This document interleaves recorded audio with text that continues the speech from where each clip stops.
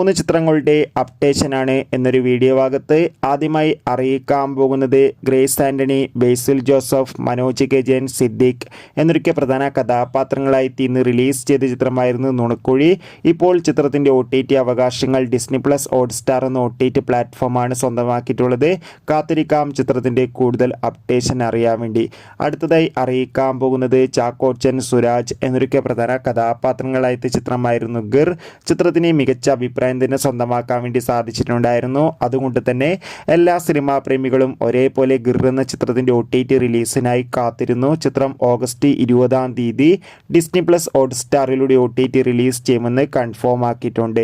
Dileep, Dharmajan, Johnny Antony എന്നൊക്കെ പ്രധാന കഥാപാത്രങ്ങളായിട്ട് ചിത്രമായിരുന്നു പവി കെയർ ടേക്കർ. ചിത്രം ഉടൻ തന്നെ മനോരമാക്സ് എന്ന OTT പ്ലാറ്റ്ഫോമിലൂടെ OTT റിലീസ് ചെയ്യുമെന്നാണ് അറിയാൻ വേണ്ടി സാധിച്ചിട്ടുള്ളത്. കാത്തിരിക്കാം ചിത്രത്തിൻ്റെ OTT റിലീസിനായി. നിങ്ങൾ കാത്തിരിക്കുന്ന ചിത്രം ഏതാണെന്ന് കമൻറ്റ് ചെയ്യുക.